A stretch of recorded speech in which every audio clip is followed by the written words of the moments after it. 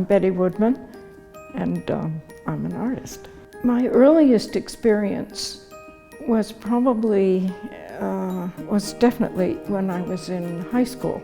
I had an art teacher, Miss Miles, who had gone for a summer program, I think, to Cranbrook.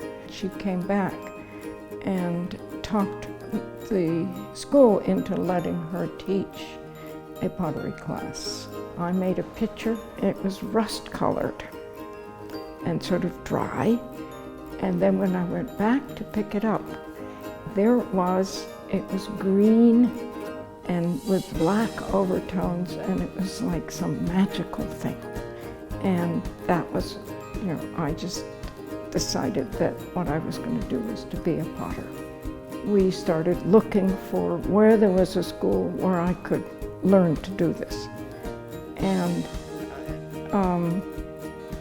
came up with Alfred University, which had the New York State College of Ceramics, but it also had, at that time, the School for American Craftsmen. Alfred was a village of 600 people, and I would say most of them were talking about clay. So it was pretty amazing. I mean, if you went to the post office and stood in line and someone was talking about their slip, they weren't talking about their underwear, they were talking about, a slip for ceramics. So, I was very young, and it was just amazing to be totally immersed. Influences later in my life, obviously going to Italy and living there was very important. I think,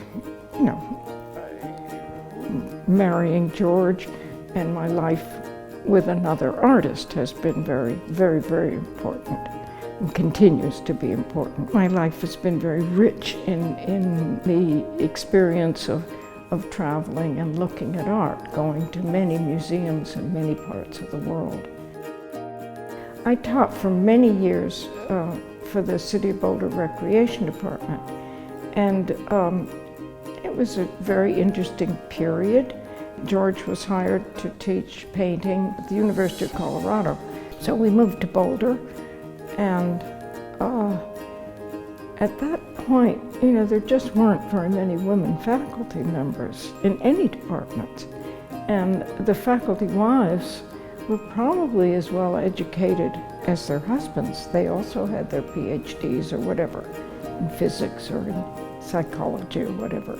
But there were no jobs for them, and they were hired perhaps as adjuncts.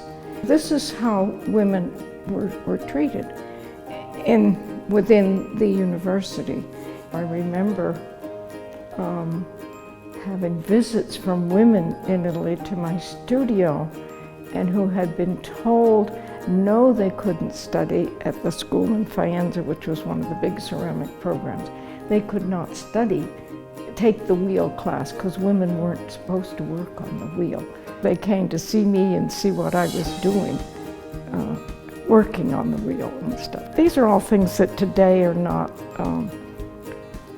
they've been broken down, but they were very real.